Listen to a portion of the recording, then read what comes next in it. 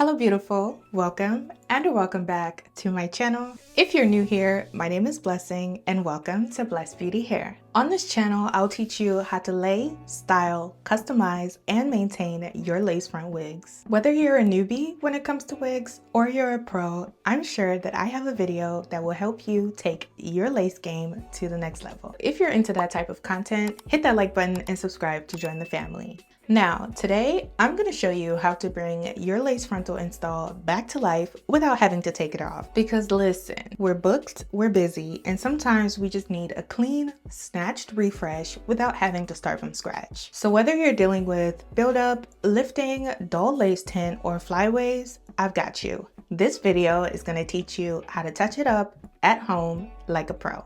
I'm going to show you step by step how I went from this to this. So no more long talking, let's get straight into the video.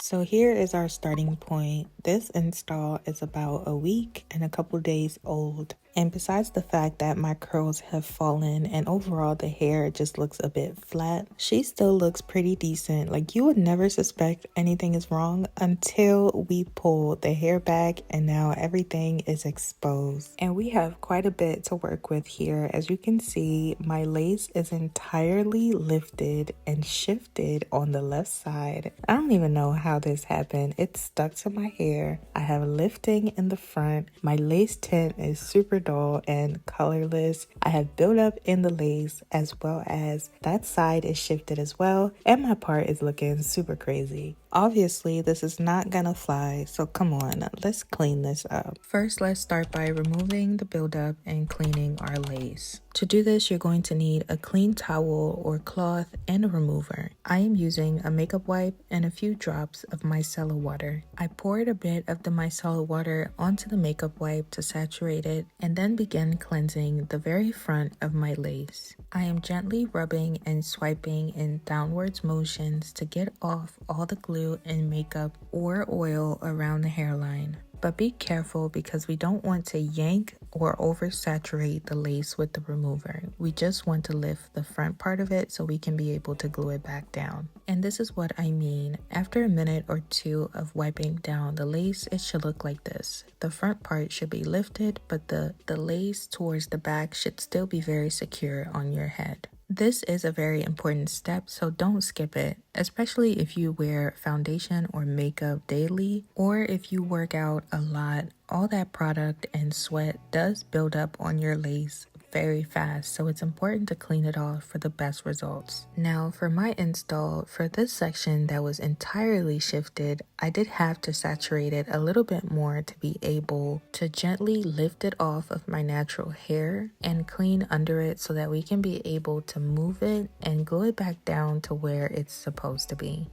Once you're done cleansing, you should be left with something that looks like this. With the exception of that left side that I chose to completely remove, only the front part of your lace should be lifted, just like I'm showing you. But the rest of the lace and your wig should still be securely glued to your head and intact. Now, before I start gluing anything back down, for me, this is an extreme case because my lace on the left side is completely lifted, so I have to readjust my wig to see if I will even be able to glue this back down to where I want it to be. So that's what you see me doing here, and if you do not have this problem, go ahead and skip this part. But once I was confident that that section can be repositioned, I'm using these little hair clips to help hold the front part of the lace that we cleaned so that we don't have to physically hold it with our hands the entire time while we are applying the glue. And before I bring out the lace glue, I went ahead to clean off my skin where the lace is going to lay with another makeup wipe that has a little bit of micellar water on it. And this is to ensure that my skin is completely clean and free of any oil, dirt, or debris of any sort that could interfere with the glue's adhesion.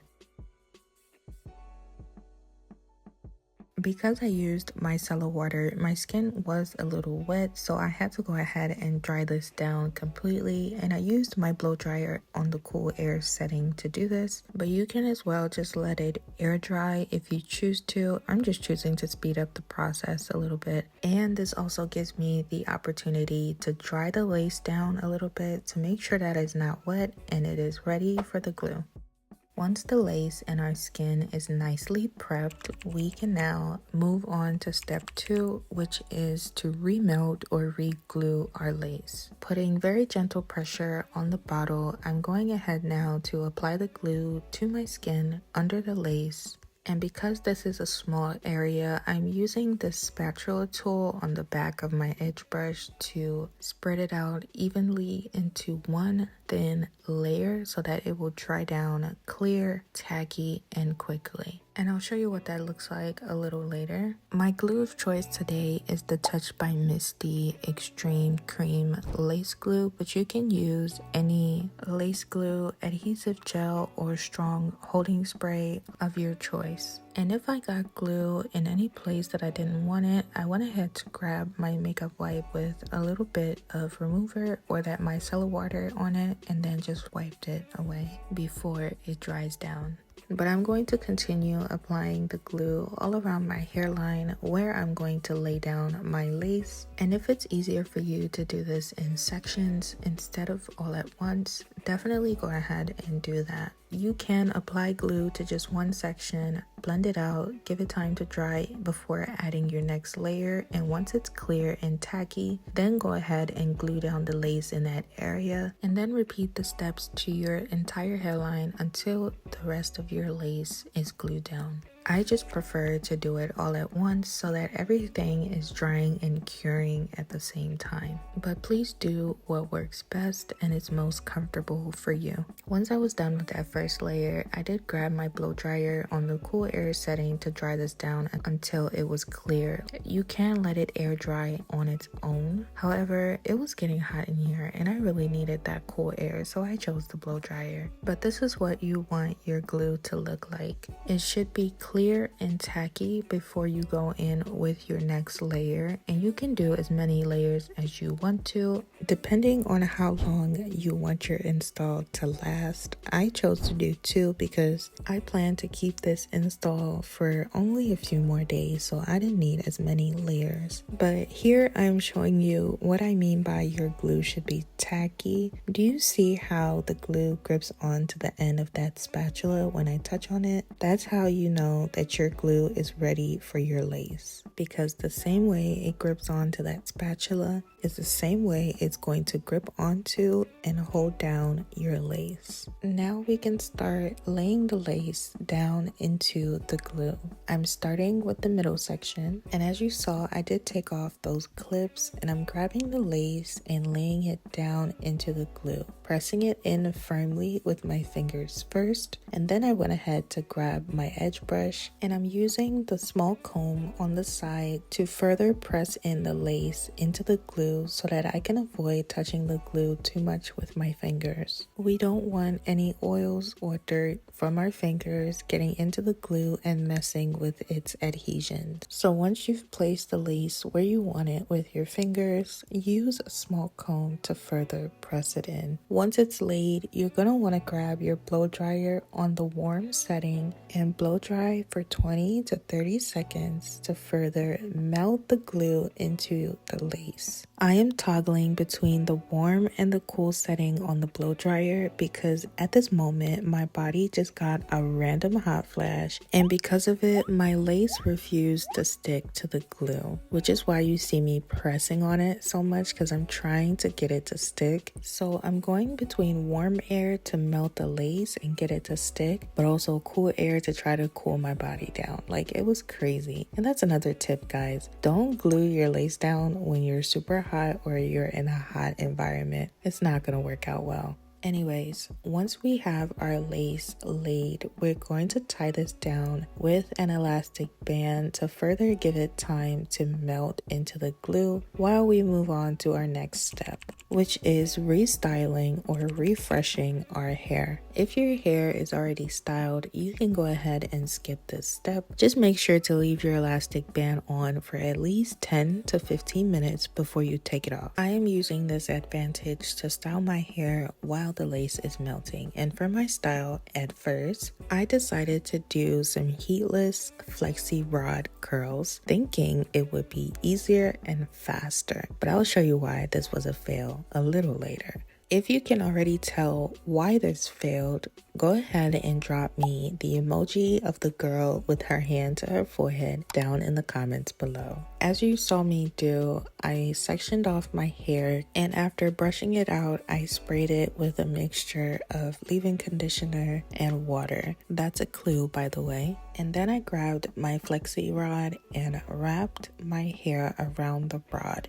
I did 2 on one side and 1 on the other. And that right there is the biggest clue of them all to why this did not work. But a little more on that later. After I was done, I went ahead to take off the elastic band to see what our lace was looking like. And this is what we have. Overall, she looks great. She looks melted. However, I do have some spots up top, as you can see, where the glue did not dry down properly. So let's try to fix that. I will be using my lace tinting mousse, not only to tint my lace, but also to kind of camouflage those white spots so that when the glue dries down, it will blend in a lot more seamlessly and will be less visible. You can apply it directly to your lace or to an edge brush and then to your lace if you choose to. But as you saw, I did pump out a bit onto my eyelash tray.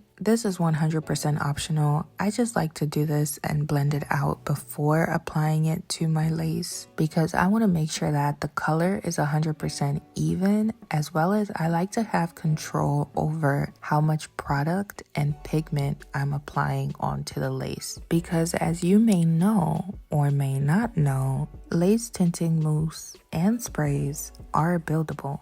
The more product or layers you apply, the darker and deeper the color will be. So when it comes to the mousse, I like to pump out a little bit first and mix it so that it's even and I know how much pigment I'm putting onto the lace and how it's going to look, especially if it's a new brand I've never tried before or a new color like this one. And honestly, I am glad I did it this way because this color, even though it says medium brown, it was entirely too dark and orange for my skin tone. But I had to make it work because it was the only one I had at the moment. But we are only going through this hassle because this is transparent lace and we need to get rid of that white cast to give it a more skin-like appearance. If you have true HD lace, you may be able to skip this step and get away without having to tint your lace, since HD lace is so sheer and blends easier into your skin tone. Moving on, once I was done applying my mousse, I blow dried it until it was completely dry, and now we're going to double melt our lace by using a holding spray. This one I'm using is by Ebin, but you can use any freezing spray or melting spray of your choice. Not only does this help us to further melt down that lace and all the products we've put on it, but it also gives our install some extra holding power.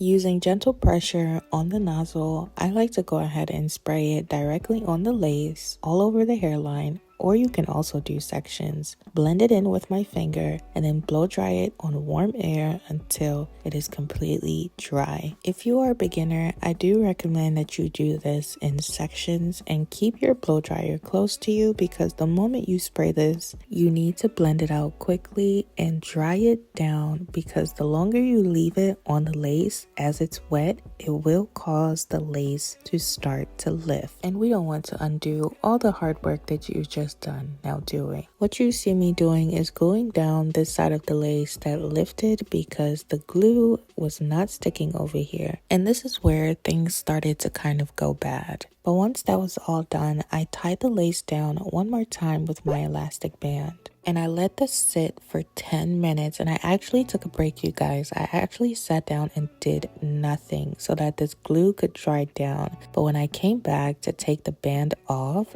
this is what I was left with. It still wasn't dry. It wasn't dry at all, and it was sticky, as you can see. I really wanted to be mad, but I decided, you know what, it's time for me to just take a break, because at this point it was 3 a.m. and I was tired with messing with this lace. So I just tied it down firmly with my headscarf and went to bed, hoping that in the morning it would have dried down and given us something that we can at least work with or touch up. So here we are the next day, and my hopes honestly was not very high at all. Before taking this off, I was praying that this would look decent enough that I could work with or touch up here and there, and I wouldn't have to take this off to start all over. And lo and behold, won't he do it? Praise be to Master Jesus. I was actually shocked at how good this looked, because I was not expecting this at all. It was fully dry this time, and the lace was melted. So I guess all I needed to do was just tie it down and leave it alone for a longer period of time so it can fully cure. Now, it wasn't all perfect. There were some white spots here and there, and this side of my lace did slide back a little bit, but you know what? I was like, that's okay. We can work with that. I could cover that with some baby hairs or just tuck the hair behind my ear. But guys, look how solid this lace is. Like, it's not moving. It is cured to the max. But I say all of that to say, like, I really did leave these clips in here because I wanted to show you that sometimes you can do all the right things, but your install still may not come out the way you want it. It's not always picture perfect, and never do I try to make it seem like all my installs are picture perfect, because they're not. Sometimes you'll get a wild card, sometimes it's redeemable, sometimes it's not. There are times that I have to start an install all over because it's not coming out right, and that's okay. Even now, taking down these flexi rods, as you can see, they came out completely trash. Like, it did absolutely nothing, and that's 100% my fault because I rushed through them and didn't section off my hair into smaller sections properly, nor did I use any holding foam or holding cream or something that would help the curls to form because I was rushing. I was being lazy because I just wanted to get this done to go to sleep. And they're not even fully dry. Maybe if I would have done smaller sections, used the right products, and did this properly, these would have came out a lot better. So that's just a little encouragement. If you're a beginner and you're just getting into wigs or learning how to lay your wigs, don't get discouraged or frustrated because your install doesn't come out right the first time, or doesn't look like mine, or doesn't look like the next big YouTubers. It's all a learning process. Even I'm still learning. Enjoy it and keep practicing. You will get better at it. Alright, now back to the install. Since our flexi rod set did not come out great at all, we need to now go back and restyle our hair. As you saw me do, I did clean up my middle part, and now I'm just brushing out the hair.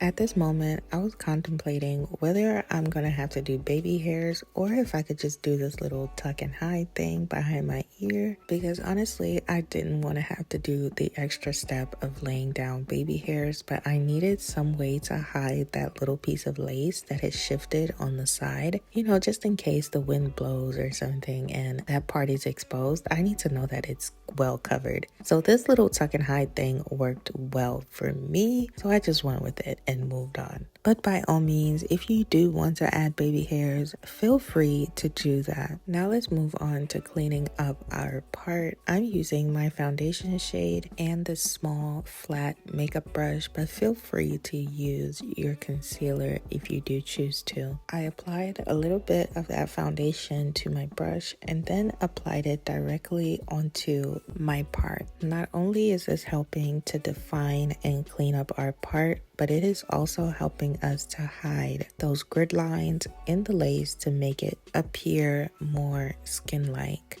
Afterward, I like to take my finger and buff out or blend out that line that we just created so that it is soft and blended and not super harsh and obvious that we just put makeup in our hair. And you can repeat these steps as many times as you want to until you're satisfied with how your part looks. This next step is optional, but for me, it is mandatory because I do have blonde hair, and as you can see, the dye that I used to color my roots has faded quite a bit. So as a temporary fix, I am using this eye pencil to fill in those faded spots to further define my part and to give that illusion that my roots are actually dark or the color that they should be. You can as well do this with eyeshadow or a root touch-up spray. Once I'm done with that, this is what it looks like, and just like that, our roots are dark again. So now for our finishing touches, I'm going to go in with my hair wax to further lay down the hair before I go in and press it down with a hot comb. And I'm applying this to the area around my part, but I'm not touching the places where I filled in with that pencil because I realized I should have done this first and then filled in my roots so that it doesn't smear. But hey, we're here now. I just went around it, and I'm using my hot comb to go ahead and press down the top part of my hair, making sure it lays as flat as it possibly can to give it a more natural look. Make sure to get the sides, the back, press it down as much as you can so it lays super flat. I'm also pressing this part in front upwards so it gives us that little arch in the front. It makes the hair look a little more voluminous instead of just having it laying flat on your forehead. But do be mindful, this is a hot tool. Don't leave it in one spot for too long because it will burn you and it will burn your hair. And this is a critical step. Please do not skip it. If you want the most natural looking install, you must press out all the humps and bumps in the hair, especially on top, because having those hills and mountains just sit on your head scream wig before anybody even looks at your lace. All right, now let's get into the meat and potatoes of actually creating this style. After sectioning my hair off into medium-sized sections, I grabbed my curling wand and wrapped that section of hair around the wand. I held it there for about 10 seconds before letting it go, but instead of just letting it drop, I held it in my hands and scrunched it for a few seconds so that that heat can dissipate and the hair can cool down in that shape for a little while before letting it drop. Doing this helps the curl to hold its shape for a longer period of time. And if you want the curls to last even longer, go ahead and spray them with some hairspray before letting them drop. But once you're done, you should be left with these curls. I wouldn't even call these curls. These are more like waves. But I went ahead to repeat these steps all throughout my hair until I was done curling. One thing I did forget to mention before we started using our hot tools is to spray your hair with heat protectant spray to protect it from heat damage. Once I was done, this is what the hair looks like. If you do want a detailed tutorial on how to use a curling wand or any other hot tool to style your hair, do stay tuned because I do have those videos dropping, and once I drop them, I will leave them in the description box below. What you just saw me add to the hair is a coconut penetrating oil, and this helps to add shine, sleekness, and softness to the hair. I like to apply it by glazing over the top of my head and then applying whatever is left to the rest of the hair. From here, all I'm doing is brushing out the curls and shaping the hair to how I want it to stay. I first started by running my fingers through to separate the curls, and then I grabbed this brush that has wide bristles to fluff out the hair and mostly separate the curls, but then I did go in with my paddle brush to shape and bring everything together. And that's just what you're going to see me do repetitively until I'm satisfied with how the hair looks.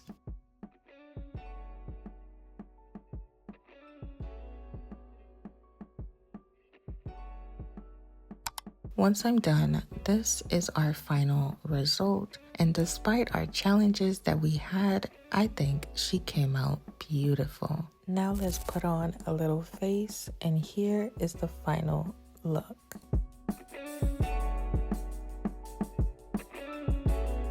Now that is how you refresh your lace frontal wig at home like a pro. Clean it up, remelt it, retint it, and then refresh your style. And trust me, as you saw, it does make a difference. If you did enjoy this video or found it helpful, don't forget to hit that like button and subscribe for more videos like this. And also, save it for later because you're gonna need this. And maybe share it with a fellow wig lover. That's all I have for you today. Thank you so much for watching. And until next time, remember, I love you, but the Lord Jesus Christ loves you more, and I'll catch you on the next one. Bye-bye.